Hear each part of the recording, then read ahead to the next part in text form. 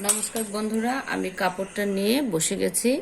তো কাপড়ের পাটটা নিয়েছি এরকম উল্টো পাটে, দেখো সেদা পাটটা এখানে রেখেছি আর উল্টো পাটটা আমি এর উপর দিয়ে দিয়েছি, দিয়ে কাপড়টা পেরে নিয়েছি।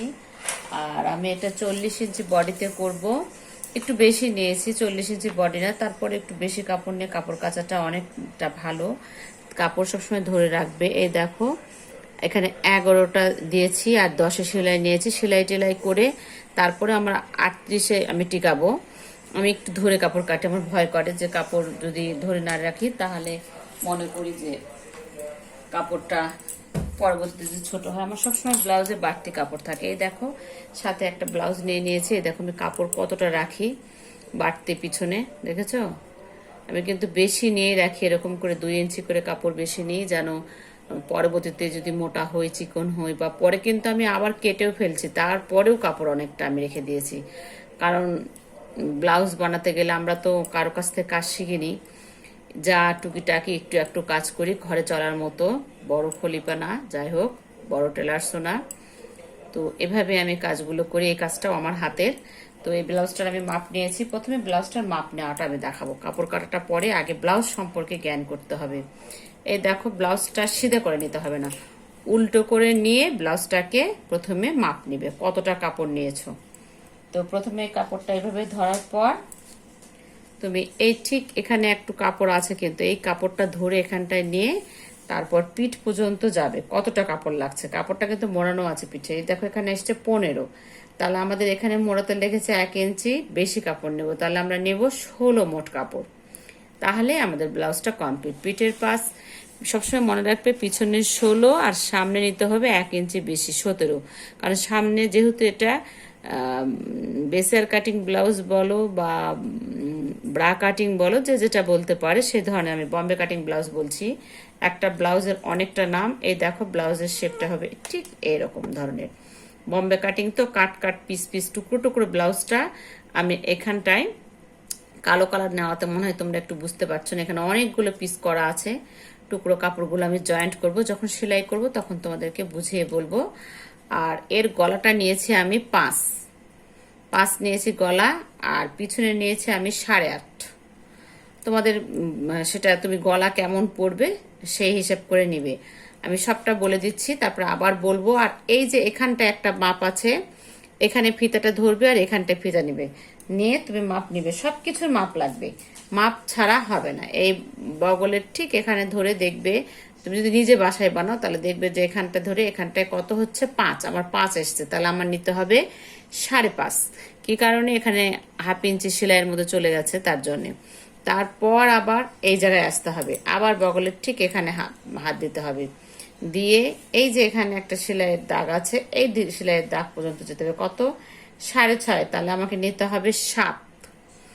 তারপর আবার এখান থেকে একটু হ্যাপা, ব্লাউজ কাটিংটা একদিনে পারবে না, এটা প্রচন্ড হ্যাপা, তারপরেও তোমরা যদি শিখতে চাও আমি শেখাবো। এখানে আছে 2.5, আমাকে নিতে হবে 3।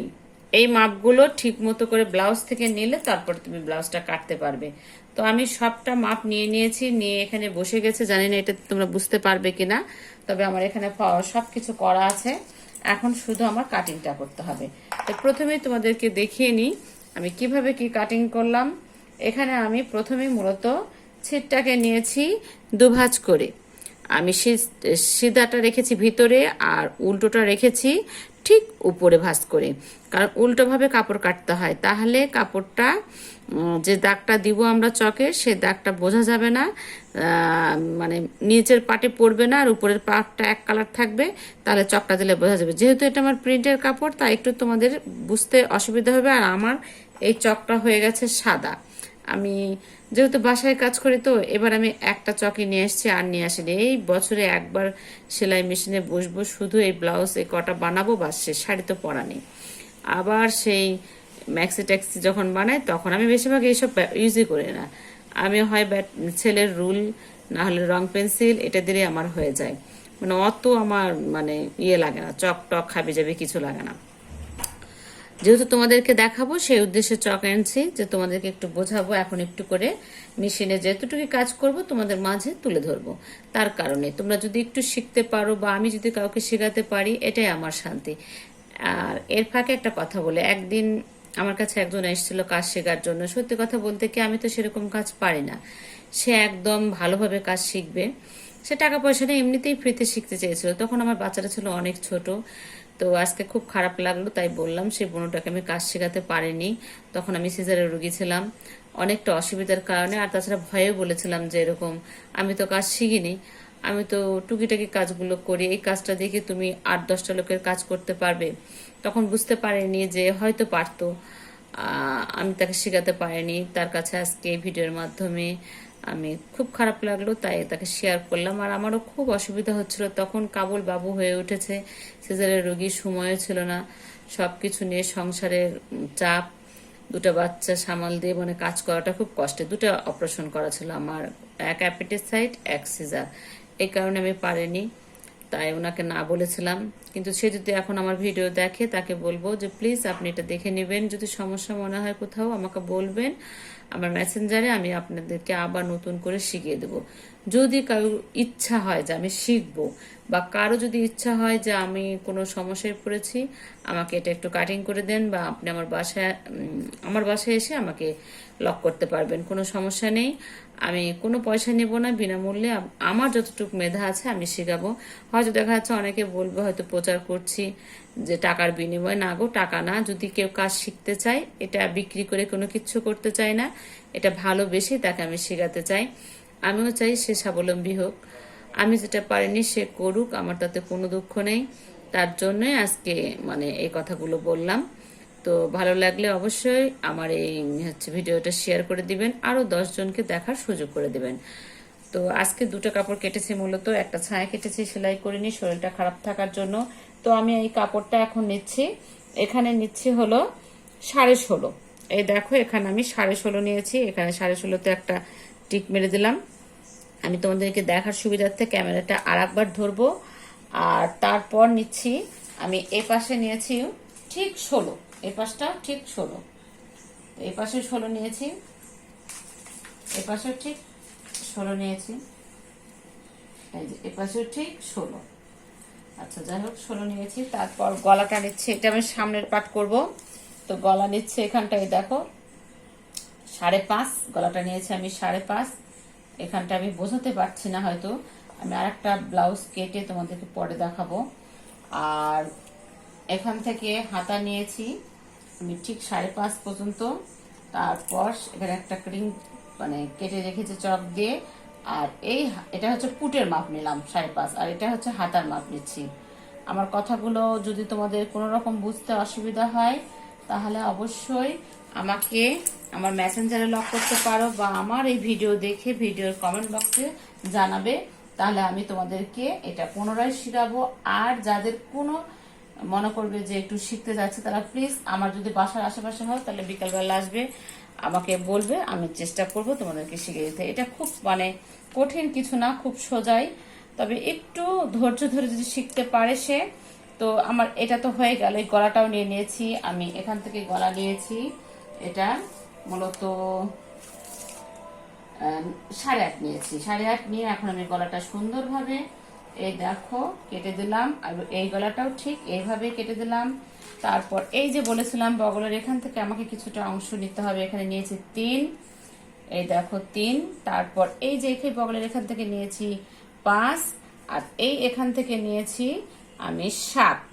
এই 7-এর এখানে একটা কাটিং সেলাই হবে।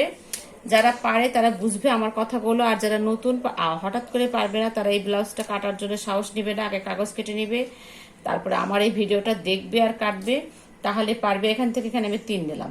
এই হচ্ছে আমার এই ব্লাউজটা, এখন আমি কাটবো, একদম টুকরো টুকরো হয়ে যাবে, মানে কি অবস্থা হবে বলা যাবে না। যারা নতুন তারা দেখলে বলবে এটা কি করে কি করবো। অনেকে কিন্তু কাজ শিখতে এসে প্রথমেই ভয় পেয়ে যায় যে বাবা এই কাটিংটা খুব মানে কঠিন। তো আমি প্রথমে তোমাদেরকে আরেকবার ভিডিওটা দেখিয়ে দিই, তোমরা দেখতে পাচ্ছ কিনা জানি না। এই দেখো আমি ফর্মুলাটা কেটে নিয়েছি, এখান থেকে এই পর্যন্ত নিয়েছি আমি পুট 5.5, এখান থেকে এই সামনের গলা নিয়েছি 5, আর এখান থেকে এই পিছনের গলা নিয়েছি হলো আমি, এই দেখো পিছনের গলাটা নিয়েছি 8.5, আর এই 5.5 যে কেটেছিলাম পুট, এখান থেকে এই পর্যন্ত নিয়েছি বগল, এটাকে 6 ইঞ্চি নিয়েছি, নিয়ে এসে একটা শেপ দিয়েছি, শেপটাও দিয়েছি কিন্তু এরকম করে একটা ভি কাটিং শেপ, এটাও এরকম করে একটা ভি কাটিং শেপ।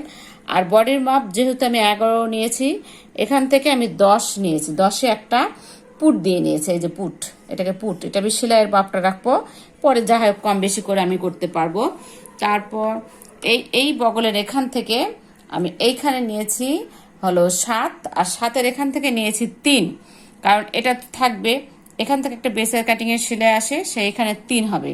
আর এটা হবে বডির শেপটা নিয়েছি দেখো, এই বগল তলে থেকে এখানে নিয়েছি 3, আর এই বগল তলে এখানে নিয়েছি 5। এই শেপটা এরকম করে কাটবে, কেটে এই টুকরোটা ফেলে দিয়ে এখানে একটা টুকরা দিব, দিলে কিন্তু এই দেখো আমার ব্লাউজের এরকম একটা শেপ আসবে। তোমাদের দেখাতে পারছি কিনা জানি না, এই দেখো এরকম একটা শেপ আসবে। তবে এই কাপড়টা ফেলে দিয়ে আমি তখন এই কাপড়টা লাগাবো। এই দেখো কাপড়টা একটু, আর এই দেখো আমার কাপড়টা কেমন, এরকম ধরনের সেলাইটা হবে, এরকম ধরনের সেলাই হবে, এরকম টুকরো টুকরো কাপড় করব, করে এইটাকে আমি আবার সেলাই করে সুন্দর করে ভাঁজ করব। এই দেখো তোমরা এখন আমি এই পাশে বোঝাতে পারলাম, তাই না? এই ধরনের কাপড়টা করব, এরকম করে সেলাইটা করব। যেটা বলেছিলাম 7, এই বগল তলি থেকে এখান থেকে 7, এখান থেকে 3, এখান থেকে 5, এইভাবে মানে জিনিসটা হবে। তারপরে এরকম পোর্শনে আসবে, তারপরে হাতটা থাকবে যাবে। এটা কোনো ব্যাপার না, যদি একটু মনোযোগ সহকারে দেখো তাহলেই পারবে। এটা হলো কথায় আছে না, চোখের খেলা বলে, বা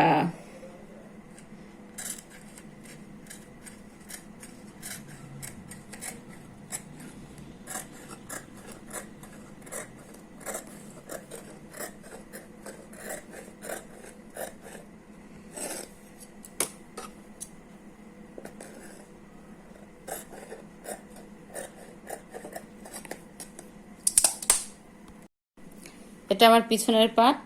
এই দেখো পিছনের পার্টটা আমি দেখাই দিচ্ছি তোমাদের। এই যে গলা, এটা এক কালার ব্লাউজটা হলে আমি তোমাদের ভালো করে ড্রয়িং করে দেখাতে পারতাম। যাই হোক, এই দেখো এটা আমি 8.5 ইঞ্চি গলা নিয়েছিলাম, সেই গলাটা এটা পিছনের পার্টটা আমার হয়ে গেছে।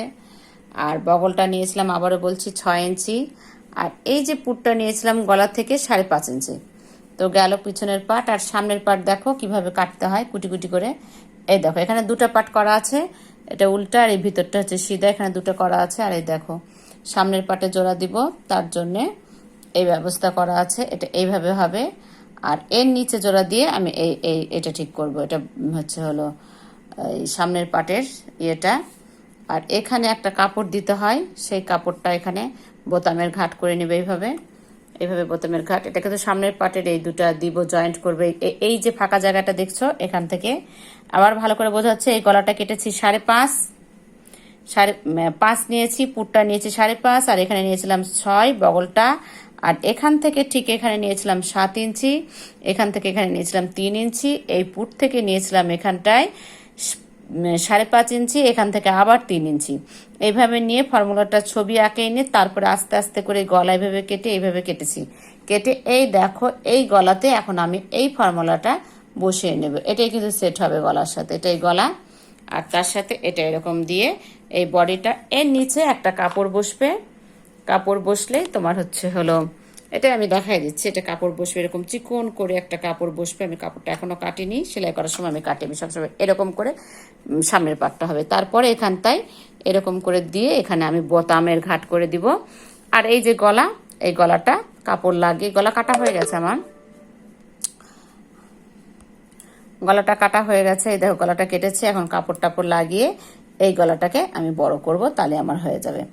এই হচ্ছে আমার কাটা শেষ, এই হলো বক্তব্য। আর এখানে রেখেছি হাতার কাপড়টা। হাতার কাপড়টা আমি শেষে কাটি, যখন আমি ব্লাউজ বানানো কমপ্লিট হয়ে যায় তার কিছুক্ষণ আগে হাতার কাপড়টা কাটি। তো কিভাবে ব্লাউজটা বানালাম সেটা আমি সেলাই করে তোমাদেরকে দেখাবো। সুবিধার্থে ভালো লাগলে অবশ্যই লাইক কমেন্ট শেয়ার দিয়ে আমার পাশে থেকো। আজকের মতো ভিডিও এখানেই শেষ।